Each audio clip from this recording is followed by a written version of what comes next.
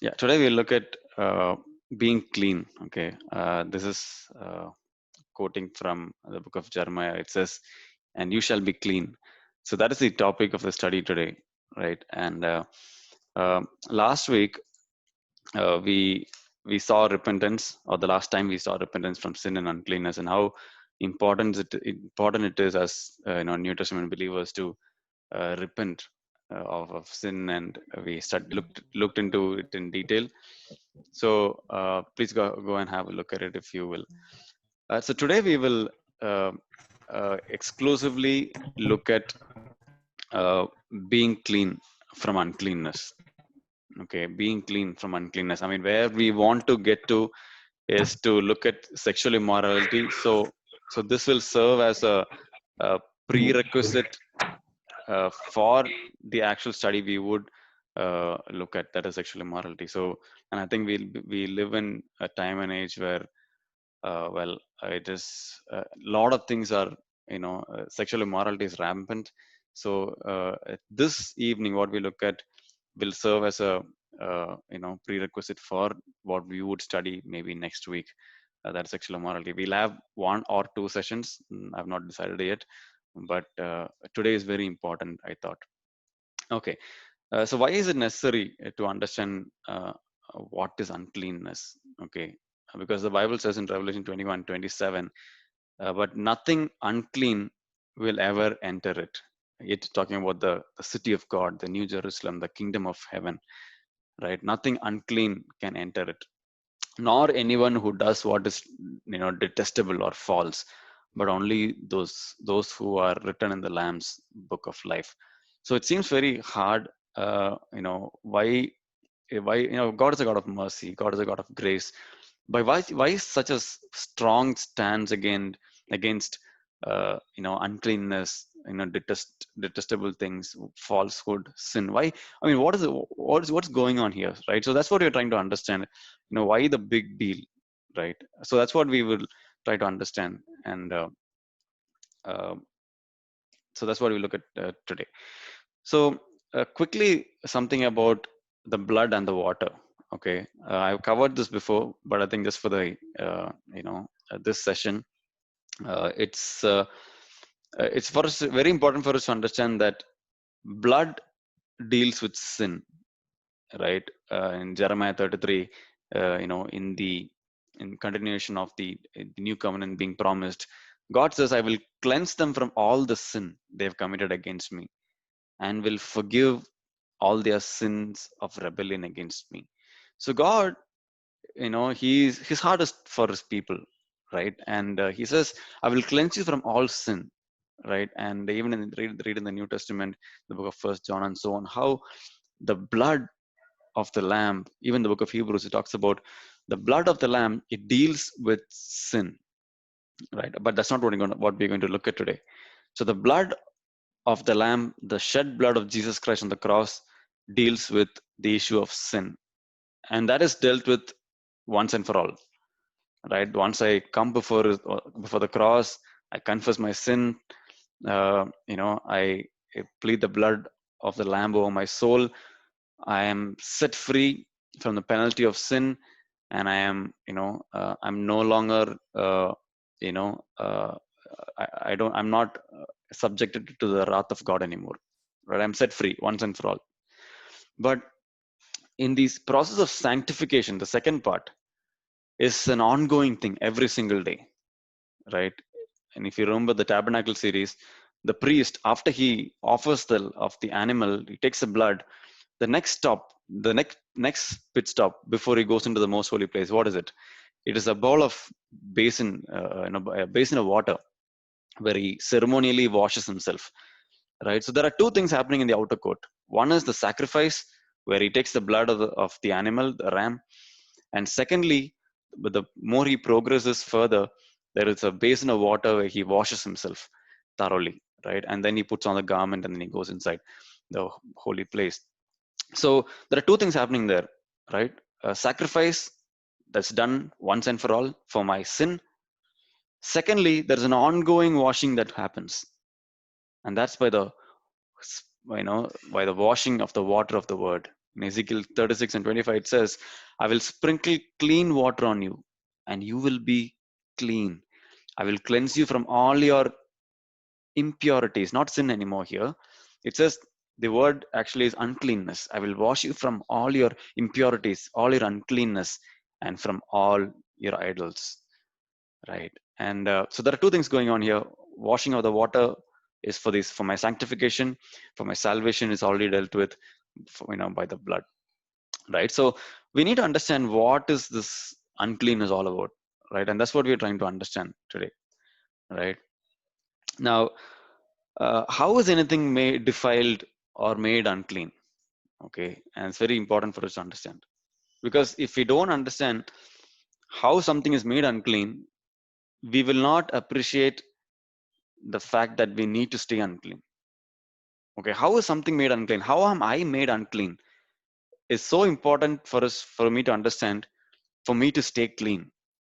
Okay, it's again, clean is not like we talk about it in very modern day language. Okay, he's a clean guy, no smoking, no drinking, he doesn't do drugs, he's clean, right? But is that what the biblical terminology clean and unclean is? So that's what we're trying to understand. Okay, and I put a beautiful picture here, so that you will enjoy it. So please have a you know uh, deep look at it. Okay, all your favorite animals are there, I'm sure. Okay, in Leviticus 7:21 it says, anyone who touches something unclean. Okay, there are different things that are unclean. Okay, in the Old Testament, defined by God as unclean. And it says whether human uncleanness or any unclean animal or any unclean creature that moves along the ground and then eats any of the meat of the fellowship of offering belonging to the Lord must be cut off from the people. So anything unclean has to be cut off from the people. Okay, and the whole idea about clean and unclean animals was there even during the time of Noah. Although we don't see that coming through, when Adam and Eve when Noah and the eight people, all of them went into the ark. It was not just two animals of each species went into the ark. It was also about seven pairs of clean animals were taken in for sacrifice, right? So cleanliness is associated with sacrifice always. In the Old Testament, cleanliness is always associated with sacrifice, and in the New Testament, cleanliness is always associated to sacrifice, which is worship, right? So being clean in the New Testament is nothing but an act of worship unto God. So uh, so we're going to understand today what is unclean here. Okay, so there are at least three things mentioned in the Bible which can be made unclean. Okay, which are or can be made unclean. Uh, Firstly, unclean thing. Okay, be it animals, reptiles. The example is what we read earlier. Any creeping thing is an unclean thing. Okay, Leviticus 5 verse 2, Leviticus 7:19. So these are some of the examples uh, calling out what the unclean things are. Okay, so an animal or an object, a dead body, for instance, a carcass, it can be termed as an unclean thing, right? Unclean thing. Now, secondly, uh, the human body can be made unclean, right? So, for instance, a woman with a discharge or a man, a discharge, or a woman and a man have had, a union. So they are termed unclean. So they have to be, they need to ceremonially wash themselves, and only by evening they'll be, made clean. So all these uh, tedious, dry rituals were there. Okay. So just to point out that there can be an unclean thing, there can be an unclean body. I mean, you and I, in the Old Testament, if we were living, then our bodies would be unclean. But of course, in the New Testament, it's not our bodies that become unclean. Of course, our bodies get unclean. You go out and come. Uh, Obviously, you'll get unclean. But the New Testament, in the New Testament, our souls get unclean. Okay, we'll come to that later. Um, and also, thirdly, it talks about unclean spirit.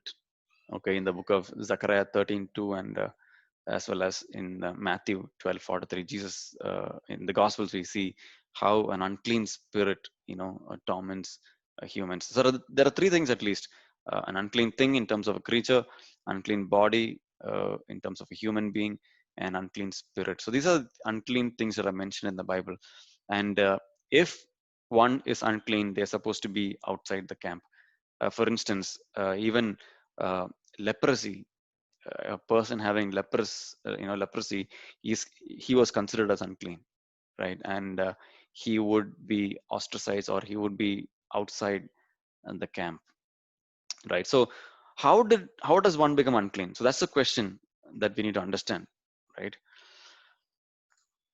Now, to understand that, in order to understand that, we need to understand about the sacred space of God. Okay. uh, um, Eden in the book of Genesis, chapters 1 and 2, specifically in chapter 2, uh, it's it's not only the abode of God, but it's a place where heaven and earth were together. Okay, it was God's realm. It was God's dominion. Eden was God's dominion. Okay, uh, and heaven and earth were together. They coexisted. Okay, and there was no separation between heaven and hell. Sorry, heaven and earth. Uh, in the sense that, so much so that even God walked with Adam in the cool of the day, right? So there was no separation. And and yes, God walks with us today, but it is not physically. He walks with us today spiritually. Because why? There is a separation between heaven and earth. In Eden, the so-called sacred space of God, in the Garden of Eden, it was perfect unity between heaven and earth, and nothing separated it, right? And the same thing when in the after the fall, when God was trying to redeem his people, uh, the tabernacle, where the tabernacle was, it was holy ground, right? Even burning bush, when the burning bush happened, what did God tell Moses? Take off your shoes, because you're standing on holy ground. So wherever God descends, that space is sacred space. Okay, wherever he descends, that dominion is God's dominion, right? There's a verse in the Bible in Psalms 114. Psalms 114. Okay, verse 1 and 2. It says, when Israel went out from Egypt, okay, the house of Jacob from a people of strange language, Judah became his sanctuary. Right? Where did God dwell? God dwelt in Jerusalem, right? Eventually. And Israel became his dominion. So there are two things there. One is his sanctuary, and another one is his dominion. Now, Eden, Garden of Eden, was both. It was both God's dominion as well as God's sanctuary. Right? In the same way, Israel became God's dominion as well as sanctuary. Sanctuary is where the priestly things were going on, and the dominion is where God's kingship or rule is established. Right? So there are two things there. Right? So Eden was both. It was God's dominion as well as sanctuary. Where God ruled as well as where God dwelt with his people, the sacred space of God. And that's why we read in Numbers 5 and 14, sorry, 1 to 4, one who is ceremonially unclean, the person, whoever in the camp, who's sitting or is around the holy ground, is within the holy ground, send them outside the camp, so they will not defile the camp where I dwell among them. So the dwelling place of God is nothing but holy ground. And any unclean thing is supposed to be outside the camp, right? So I think we've understood the context of wherever God dwells, there is sacred space, and no unclean thing can stand in that sacred space, right? Now, before we understand how we become unclean, I want us to understand a few things. Okay, uh, please check me out on this. Okay, this is Bible study, so we're going to study a few things here. So please note things down. I've not put the references here, and I'm sorry, if you can go on mute, please. Yeah, thanks. So, uh, so we're going to look at two things, okay, which is very important for us to understand, what we're coming to next. Okay, the whole we know the term Elohim, right? And we traditionally think Elohim means God, right? El means God, Elohim means plural gods. We take it as the Trinity at times. God, God the Father, Son, Jesus Christ, and the Holy Spirit. They are the Elohim. We think, but actually, the term Elohim is much broader. Okay. I mean, by the time we come to the next slide, you'll understand why we are talking about this. Okay, this is for us to understand, uh, how the unseen world looks like. So there are these so-called angelic beings or divine beings on the kingdom of light, in the kingdom of light, and there are these so-called divine beings or you know uh, false angels on the in the kingdom of darkness. Okay, I've just listed a few. We talk about the cherubim, how God uh, you know dwells between the cherubim, and once Satan was a cherub, an anointed cherub, we read, right, in Ezekiel 28. And we also read about seraphim in Isaiah 6. He has a God encounter. He sees the throne of God, and he says, "Oh, woe is me, a man of unclean lips." What does he say? A man of unclean lips, he says. And he falls on the floor, and then the seraphim flies to him, and with a burning coal in his hand, right from the throne room of God, and purges him, and his sin is taken away. So seraphim, these are like these different sets of angels. Okay, cherubim is a guardian angel, mostly guarding the presence of God. There are these seraphim who do some sort of a priestly activity. Then there are these angels, the messenger angels, warrior angels, etc. They're not called as cherub or seraphim, but they're called as angels. Okay, in the Old Testament as well as in the New, and most of them, mostly they are messengers. Okay, of God. And if you come to Revelation 4, and especially in the book of Revelation, you see these elders, so-called elders, and we always wonder who these elders are. And there's a lot of debate out there. They say elders are is the church. It's the some Jewish people up there. Some all these conjectures are there, but most scholars say that these are angelic beings or divine beings out there. Okay, not all every divine being is an angel, right? There are a lot of these various categories there. So elders also, they say that it is they are part of the divine beings in the kingdom of light. And there are obviously these amazing creatures out there around the throne room of God, right? And the with the face of man, the face of ox, face of an eagle, and face of a lion, obviously. So there are these various angelic beings, or I shouldn't say angelic beings. There are these divine beings in the kingdom of light. In the same way, there are these divine beings in the kingdom of darkness, namely demons, fallen angels, or unclean spirits, right? Demons and unclean spirits may be the same thing. Fallen angels and evil spirits may be the same thing. Okay, but still, they're all governed by this super fallen angel called Satan or Lucifer, or the accuser of the brethren. There are a lot of these prince of the power of the air, right? There are a lot of these terms for Satan. So a lot of these beings are out there. Like we have uh, animals, right? Different sets of animals, the different kinds of animals in the natural world, right? In the same way, there are these different type of beings in the spiritual world. Okay, and there's a different world out there. Okay, the world which is more superior to the natural world. The supernatural world is actually superior to the natural world. Okay, you'll understand why we are going through all this at the moment. Okay, now this is where it gets very important for us to understand. Okay, the corruption of man. How did man become sinful? how did man, or how did man once become unclean, right? We tend to think, you know, something of, we because, you know, we carry a lot from Sunday school, okay, and we tend to hold on to that, okay, and this is very important for us to understand the corruption of man, the fall of man, and what it really means, right? We at times oversimplify it by saying, oh no, God said don't eat the fruit of that tree.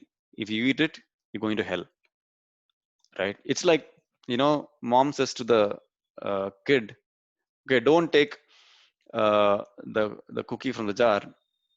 If you take it, I'm going to kill you.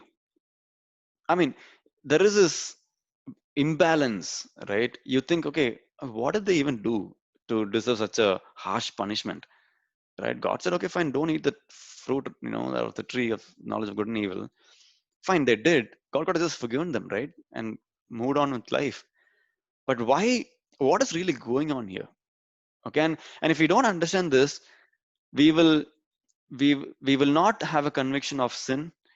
We will not have conviction of uncleanness, and we will not have, we'll have no understanding of the eventual judgment of God. We will not understand. And God, in His wisdom, He's put this in the early chapters in the Bible, because this is so fundamental for us to understand the fall of man, or the corruption of man, right? A fall. I didn't put fall of man because it's very cliched, so I put it as corruption of man, right? So there's something really going on here. Okay, uh, I think I should have put one more slide. Um, okay, it's okay. I can share that maybe next time. Um, just to explain that, or maybe I will try to uh, put that in the notes in the YouTube link, further down as comments.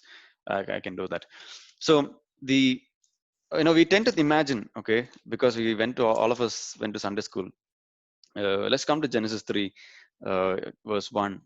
It says, now the serpent was more crafty than any other beast of the field that the Lord had made. Now we need to understand, it is a beast mentioned in the sacred space of God, right? So first of all, again, I'm just, whatever I'm going to say here, it's all researched by scholars and it's documented by them, and this is not my own interpretation, right? These are all scholarly. I have read scholarly books, and I've come up with this. Okay, it's not my own interpretation, right? So please come through with me. Some of this can be new for us. The serpent, the word serpent in Hebrew is nakash. Okay, it can mean two things. Okay, let me, one second. It's very important for us to understand. Let me just quickly. There is an image I need to share.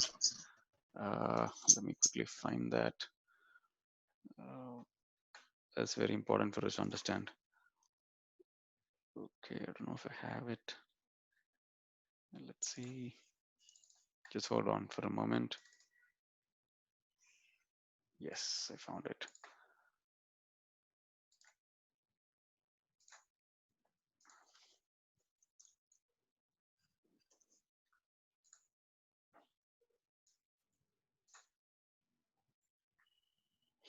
Okay.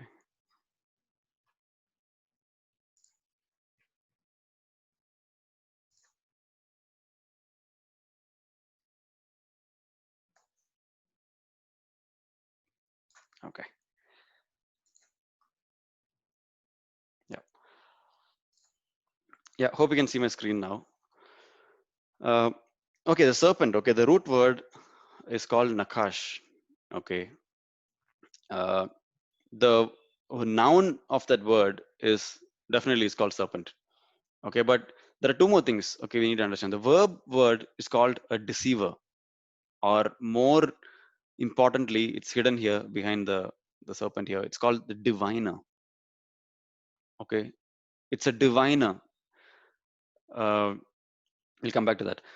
And the adjective form of it, of the word, is called the shining one. Okay, the same word, nakash. It means serpent as a noun. It means a deceiver or a diviner or a diviner, or somebody who practices divination. Okay, that's the verb form of it. The adjective is the shining one. Okay, it's a shining one. So this is what the word actually means, serpent, nakash, which means it's literally means as a noun a fiery serpent. Right now, guess what a seraphim means? Seraphim means a fiery serpent. So the serpent here is not like a snake, crawling around. It is actually a divine being coming and trying to deceive Eve, Adam and Eve. So now the whole ball game is different. The whole scenario is different. It's not like some random tree, snake is, crawling around. No, it is a divine being who was around the throne room of God. Once upon a time, he was a guardian cherub. We read, right? He was a divine being, uh, one of the most beautiful creatures ever created. Bible says, namely Satan. Right now, he's a divine being deceiving Eve, Adam and Eve through divination. In other words, he is a shining one. Now, this is the second image that you see here is more appropriate, right? And through his deception, through the divination, deceived Adam and Eve. And what was the deception? Deception was this: you will be as gods, you will be like Elohim, you will be part of the divine being. That was the deception of Adam and Eve, right? uh, it was an offer for humanity to be like those divine beings through deception, right? And that's what, we read the same word in 2 Corinthians 11:3, how Satan deceived Eve through deception, right? So the corruption of man happens through a divination, a practice of divination, through deception, right? They were deceived by Satan, who himself masquerades as an angel of light. He is called the shining one, right? I mean, uh, when we read angel of light in the New Testament, for a Jewish reader, it's so easy to understand, because for him the adjective form of the serpent that they read in Genesis 3 is the shining one, right? And Paul himself writes this, again the same chapter, he talks about how, Eve was deceived by Satan, and then he talks about how Satan masquerades himself as an angel of light. Right, there's a lot going on here.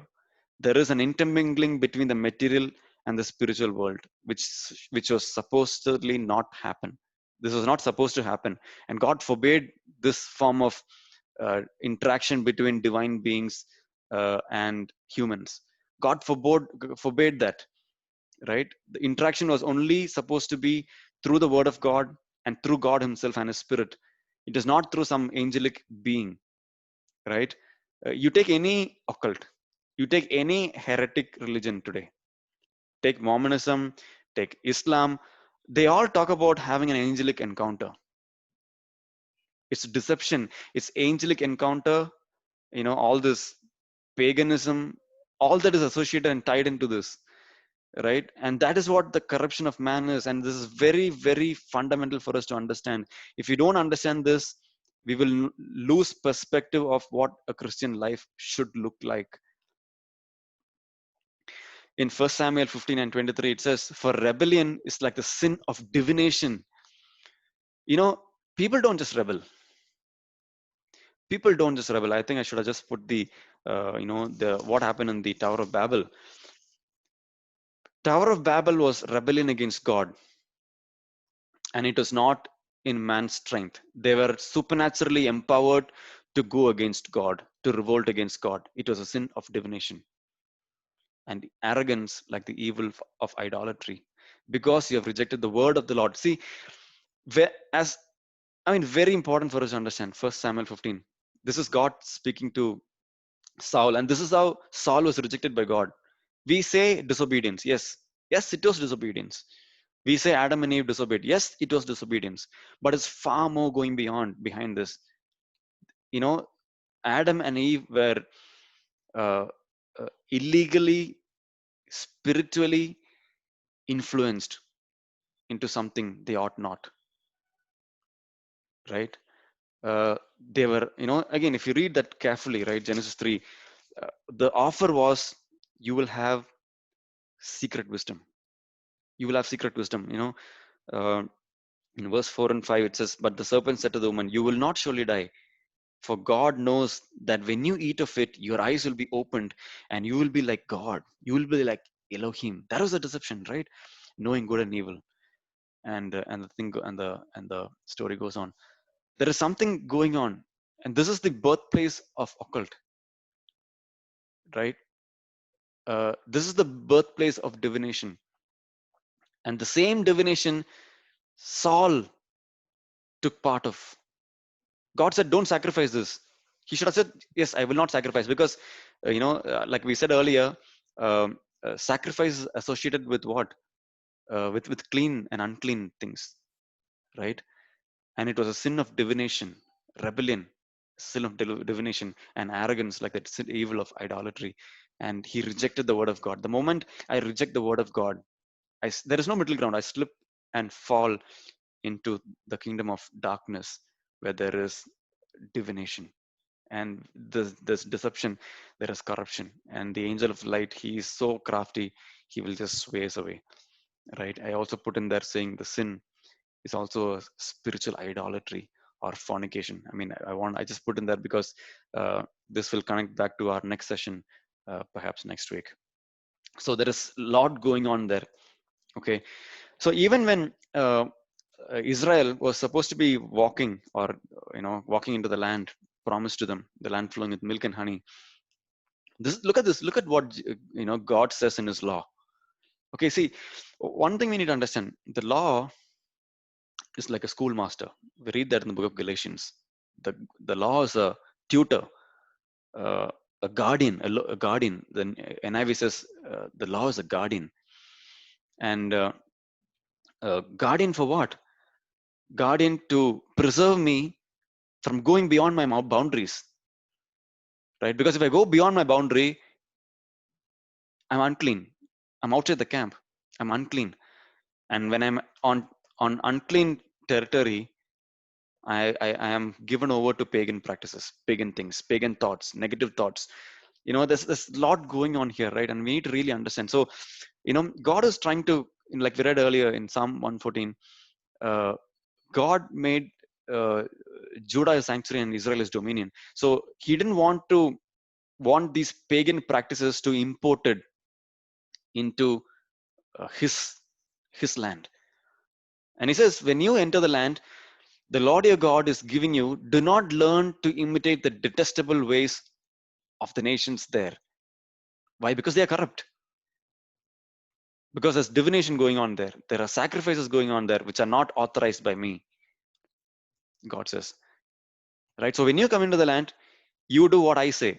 Don't do what the so-called fallen angels have sort of inspired the other nations to do. No, do what I say. And hence we have the truth. We have the word of God. So thank God we have the word of God. It says, let no one be found among you who sacrifices their son or a daughter in the fire. We see in the picture, right? A bronze statue of Moloch is what we see here. They would heat it to red hot. They would heat the bronze to red hot, and they would just go and leave the baby there. And such was the demand of these fallen beings, aka demons, unclean spirits, led by their uh, by Satan. And there are a lot of these names. I'm so tempted to go into. We read Azazel, we read about Beelzebul. All these names are there in the Bible. Okay, and these means something in the scripture, something in the spiritual world, right? And all these pagan practices are kind of propagated by the false religion, Babylonian religion, right? And God says, no, you can't practice divination or sorcery, don't interpret omens, engages in the one who, let no one be found among you who interprets omens, engages in witchcraft or casts spells, or who is a medium or spiritist, or who consults the dead. Anyone who does these things is detestable to the Lord. Because of these same detestable practices, the Lord your God will drive out the nations before you. You must be blameless before the Lord your God. In fact, what he's saying is, don't follow these practices. Follow the Lord your God. Follow the word of God. I will speak to you, he says, right? I will speak to you. And because, if you read the rest of the chapter, right, Deuteronomy 18, God says this: because you didn't want me to talk to you, I will send you a prophet. And guess who the prophet is? Jesus Christ in the New Testament. Please read Deuteronomy 18, the rest of the chapter. God says, you know what? Hey, I wanted to talk to you directly, personally, but you did not want me to because you're so terrified of who I am. So hence I will send you a prophet and he will give you the word of God, right? Thank God. And then that's met in Jesus Christ, right? In fact, in the New Testament, the Pharisees are kind of challenging Jesus. Are you Jeremiah? Are you Elijah? And Jesus, no. And there's one point they ask him, are you the prophet? Jesus says, he doesn't answer that question directly, but he is indeed that prophet who came, bringing us the word of God. Not only bringing us the word of God, he indeed was the word of God, right? So forbidden practices, right? Please mute yourself if you are on, if your mic is on. Okay, so some of these practices were forbidden because to guard the nation from being unclean, to guard the nation from idolatry, right? And I want us to come to this portion, a very strange portion. Okay, we probably just skip over when we come here, but something is going on here. The medium of Endor. Okay, uh, let's come to First Samuel 28. Okay, First Samuel 28, and this is Samuel. Again, Saul. He's not able to hear the word of God, and he's so desperate to hear the word of God, right? But he's not able to, right? Um, so let's read from verse 3 onwards, and uh, if you have your Bibles, please follow with me. Uh, 1 Samuel 28, verse 3 onwards. Now Samuel had died, and all Israel had mourned for him and buried him in Ramah, his own city. And Saul had put the mediums and the necromancers out of the land. Okay, because why? They were obviously forbidden, and he put all these necromancers, consulting mediums and talking to the dead and all that out of the land. The Philistines assembled and came and encamped at Shunem. And Saul gathered all Israel, and they encamped at Gilboa. When Saul saw that the army of the Philistines, he was afraid, and his heart terribly trembled greatly. And when Saul inquired of the Lord did not answer him. The Lord did not answer him. Okay, this verse 6, okay, it talks quite a lot. Okay, although it's a negative verse, how God did not speak to Saul, it gives us much more insight uh, in this verse. The Lord did not answer him either by dreams. So God speaks to us through dreams or by Urim and Thummim, right? The priests, they had this Urim and Thummim. It was instituted by God, through which God would speak to the prophet or the priest, right? The word of God. I mean, there are few things were there. How God would speak. The word of God, definitely. The voice of God. The By dreams, God would speak, like how God spoke to Joseph and etc., Daniel, etc. Uh, Again, this Urim and Thummim, and by the prophets. So these are the 4-5 ways through which God used to speak to them, to his nation. But here, this man Saul, he wants to uh, interact with the spiritual world. Otherwise, okay, oh boy, he's going to be in trouble now. Then Saul said to his servant, "Seek out for me a woman who is a medium." Right? We just read before, right, in the law, Deuteronomy 18, how no mediums, no necromancers, no, all these people are not allowed. Now he's saying, you know what? He was so desperate. See, in a moment of desperation, we are pushed into different areas, okay, and we really want an answer, right? Let's be aware that we can still get an answer through an unauthorized channel, which is not the word of God, which is not Holy Spirit inspired dreams, right? Urim Tumim obviously is not there today, right? Prophets in the New Testament is the body of believers, the leaders and elders. If I am looking for any other channel other than, you know, the word of God through church leadership, or God might give you dreams, but He will always confirm it, that confirm the word of God. He will always confirm it through a preaching in the church, right? So these three things: the word of God, through what do we read? The word of God by the prophets in the New Testament, obviously, is leaders, the elders of the church, and through, divine Holy Spirit inspired dreams. Again, I want to stress on this: Holy Spirit inspired dreams, and obviously, it will be in line with what we would hear in the in read in the word or hear in the pulpit, right? So, if you might be desperate, right, but don't take an alternate path, right, because we would stray into very unauthorized, spiritually illegal territory. Okay, we need to be very careful here. Okay, anyway, so let's read. So Saul disguised himself and put on other garments and went, he and two men with him, and came to the woman by night. And he said, divine for me by a spirit, and bring up for me whomever I shall name to you. So he's asking, Saul is asking this woman, this witch, to bring up a spirit that is dead from the abode of dead, namely Sheol. The woman said to him, surely you know what Saul has done, how he has cut off the mediums and the necromancers from the land. Why then are you laying a trap for my life to bring about my death? Because this woman didn't know that she was talking to Saul. And Saul swore to her by the Lord, as the Lord lives, no punishment shall come upon you for this thing. Then the woman said, whom shall I bring up for you? He said, bring me up Samuel. When the woman saw Samuel, he cried out with a loud voice, and the woman said to Saul, why have you deceived me? You are Saul. The king said to her, do not be afraid. What do you see? And the woman said to Saul, I see a God coming up out of the earth.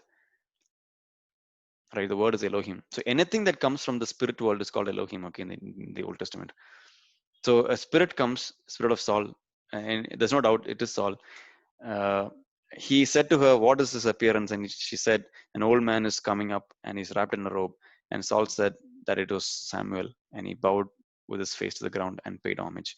Anyway, so although Samuel came, the whole practice was forbidden, right? Like I said, how do I become unclean? If I go beyond any of these three things that is prescribed in the Bible, the Word of God, uh, a spoken word by a pastor, leader, etc., a Holy Spirit inspired dream. If I am engaging with the spirit world other than through these three channels, I'm unclean. Okay. Why is it important? It's so important. Okay, we'll come to that. So Saul, he engages with the spiritual world through an illegal interface, and the next thing that we read of him is he commits suicide. In the war, right? And those are some of the symptoms of illegal activity with the unseen world. And that's why the truth of the word of God is so important. We stand on the word of God. We stand by the inspiration of the Holy Spirit and in the person of Jesus Christ, by the blood and the water of the word. And there is no other, there is no secret wisdom out there. God has given us his word, and that's about it. The moment I say, all these wrong doctrines that come, be it hypergrace, be it modalism, be it any of these heresies out there, we need to be so watchful. Be it songs which we are, uh, you know, uh, embedding in our soul. We listened to Samya, Jibu and Mirana last week about secular songs, about unscriptural songs. These are all entries. I'm telling you, there are movements out there, who are just playing with the spiritual world. We need to be so careful, so guarded. My goodness, I can go on and on. I mean, we need to be so guarded, because the things that I hear, the things that I, feed my mind with, the so-called churches out there, they are so, they are so, you know, carried away by Eastern mysticism and spiritism, the New Age. They're so carried away by it, right? And if we don't draw a line, I'm telling you, man, we are heading towards destruction. We are heading towards destruction. And the so-called popular church, the Word of Faith movement, the Signs and Wonders movement, the so-called worship and arts movement, music and arts movement, I should say, music and arts movement, we are treading on very thin line. And my goodness, I don't know what we will hear from Jesus on the day we meet him face to face. Right? Saul died, killed himself. He killed himself. Let me also talk about some forbidden practices that, you know, when the Catholic Church began, you know how the Catholic Church began. Forbidden pagan practices came into the church, mingled in the church. And that's how the Catholic Church even began, right? Maybe you're still thinking, what's the difference? Why should I not be in a Catholic church? See, there is again, I'm trying to lay a foundation here, okay, as to what really happened in the book of Genesis, chapter 3. And we see that all through the Bible, right? And how we ought to stay away from forbidden practices, rosary, Catholic relics, even the Eucharist, even the communion. They talk about something called transubstantiation, right? Where they literally believe the bread and the wine is the literal bread, body of Jesus Christ and the blood of Jesus Christ that they're taking part in. But that's not what we believe in. It's a representation, right? The New Testament belief is a matter of the heart. It's a matter of the spirit of man being renewed by faith in Jesus Christ. It's not external practices. And I just put that here because these forbidden practices are still in the church, and these can lead us astray to death, to impurity, and eventually outside the camp, and that will bring us to death. Let me talk about the modern day idolatry. When in Acts 15, the led by James, they came. That is the first council. Okay, all everything else we know, the Nicene Creed, everything is like all these councils came later. But this is the first council in Acts 15. So the lot of Gentiles were becoming a lot of Gentiles were coming into faith. Jews were coming into faith. Gentiles were coming into faith. So like we read in Deuteronomy 18, a lot of these parameters were given, right? Uh, how you should not engage in, or what you should not engage in. The church said you should not engage in three things. That's about it. No other rules for the church. Don't engage in these three things. First, abstain from food polluted by idols. Again, there is a lot going on there. Okay, abstaining from food polluted by idols. We'll talk about that. Maybe talk about sexual immorality next time. From sexual immorality, sexual pagan practices, and from the meat of strangled animals, from the blood. Okay, there's a lot going on here. Okay, in these two verses, but the church was supposed to refrain from these three things: food polluted by idols, sexual immorality, and the meat of strangled animals from blood. They were not supposed to take part of the blood. Okay, why? Because these were the then uh, pagan practices which were there in that culture, in the Greek culture, right? The Greco-Roman culture, I should say. And they were supposed to refrain from it. Now, A little more practical. What else is idolatry? In Colossians 3, we read that, put to death, therefore, whatever belongs to your earthly nature. Again, it comes up here: sexual immorality, lust, evil desires, and greed, which is idolatry. Idolatry in the Old Testament was anything that is offered or sacrificed. Sacrifice, again, in the sense that something that the people were given over to. In the New Testament, the modern day, even in 2020 that we're living here, how does idolatry look like? It looks like sexually perverse, impurity or uncleanness. Again, that's what we've been talking about. Lust. These are all lust, evil desires, greed. See, these are all inspired by an unclean spirit. These are all inspired by evil spirit, not the Holy Spirit. And if it's an inspiration of the evil spirit, that means I'm straying into the path of paganism or occult. Right? There is so deep here. And hence it also talks about how we must put away anger, wrath, malice, slander, obscene talk from our mouth. And hence it's so important to live godly, bringing our body into subjection. The Bible talks about saying no to certain things, saying no to, even stench of flesh. Jude talks about that. Not even being around the stench of flesh, washing ourselves daily by the pure water of the word, daily persisting washing of the water of the word. God was crying out to his people. And he says, your adulteries, your lustful neighings, like how an animal, seeks out for its mate in its, uncontrollable lust. That's how the people were. Your shameless prostitution. That's why I put earlier, sin is spiritual adultery, spiritual fornication. And the people of Israel, even in the New Testament, the Corinth church was such a given over to sexual practices church. On the hills and in the fields, woe to you, Jerusalem! How long will you be unclean? God asks his people, because they strayed away. They were of another spirit, right? They did not obey the commandments of God. They did not rely on their prophets who came.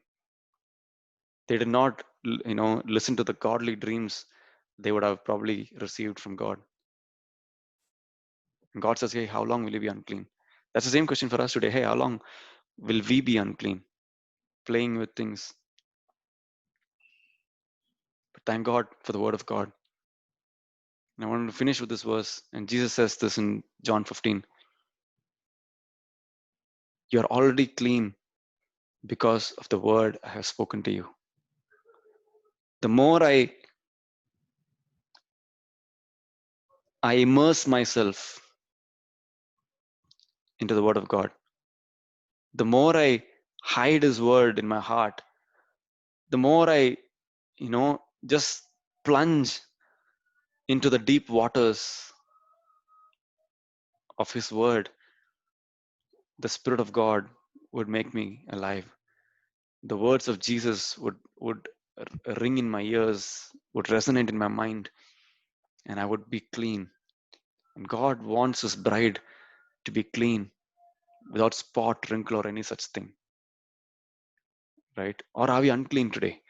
Even if you're unclean, he says, if you confess with your mouth, if you confess your sins, he's faithful and just to forgive us from all uncleanness and unrighteousness, he says. And may God, bless us with his word. May us, even as you say, Lord, create in me a clean heart. He's faithful, and he will give us a clean heart. Let's not stray away into this, that, this ideology, that ideology. Some of us, we are into some of the most secular things that there are, right? And we are so influenced by foreign thought. Again, at times we just living in this age with access to such media. It's so easy to stray away into paganism. And you know what happens when we stray into paganism? It's idolatry, right? Let's anchor our hearts on the word, the pure word of God. and may our hearts be made clean. Can we pray in closing? Father, we give you thanks for this day. Lord, we thank you for your Holy Spirit, and we thank you for your word, Lord. Lord, one thing we ask of you this evening, Lord, is, Lord, wash us. Wash us and make us clean. Lord, forgive us. And Lord, forgive us, Lord, when we have strayed away from your word, when we have strayed away from your counsel into foreign territory, Father God, where we should not be. But Lord, we come back, we come back, Lord, to submitting ourselves, Lord, to your word, firstly, and to the believing body of believers, Father God, the body of believers, the brotherhood of believers, to the church, Father God. Because, Lord, we understand, Lord, the moment I step outside the the perimeter, the fence of the church, I'm in foreign territory, and I am a prey to the lion that is waiting at the door to pounce. Father, we submit ourselves to you. Clean, make us clean. Purge our soul. Give us clean hands and a pure heart to ascend your holy hill, Lord, to come before your throne room, Father of grace. We give you thanks. We bless your name, Father God. We sum the rest of the evening and tomorrow's service to you. We give you thanks in Jesus' name, I pray. Amen. Amen.